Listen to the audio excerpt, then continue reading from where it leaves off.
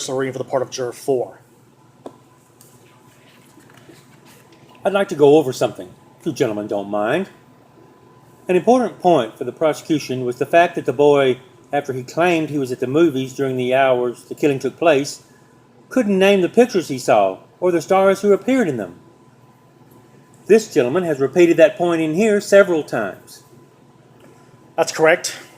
It was the only alibi the boy offered, and he himself couldn't back it up with any names or details at all. Putting yourself in the boy's place, if you can, do you think you'd be able to remember details after an upsetting experience such as being struck in the face by your father? I think so, if there were any special details to remember. He couldn't remember the movies at the theater he named because he wasn't there that night.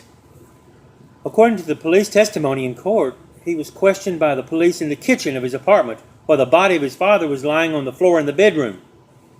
Do you think you could remember details under such circumstances? I do. Under great emotional stress? Under great emotional stress. He remembered the movies in court. He named them correctly, and he named the stars who played in them. Yes, his lawyer took great pains to bring that out. He had 3 months from the night of the murder to the day of the trial in which to memorize them. I'll take the testimony of the policeman who interrogated him right after the murder, when he couldn't remember a thing about the movies, great emotional stress or not. I'd like to ask you a personal question. Go ahead. Where were you last night? I was home. What about the night before last? Come on, what is this? It's perfectly all right. I went from court to my office and stayed there till 8:30, and then I went straight home to bed. And the night before that? That was Tuesday. Oh yes. That was the night of the bridge tournament. I played bridge. And Monday night? Monday night, my wife and I went to the movies. What did you see? The Scarlet Circle. It was a very clever whodunit. What was the second feature? I'll tell you in a minute. The Remarkable Mrs. Something. Mrs. Mainbridge. No. Bainbridge.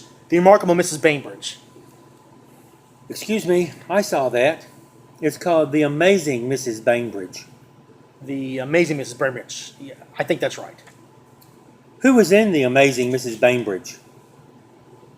Barbara Long, I think. She's a dark, very pretty girl. Barbara Land, something like that. Who else? Well, I'd never heard of them before. It was a very inexpensive second feature with unknown actresses And you weren't under an emotional strain, were you? No, I wasn't.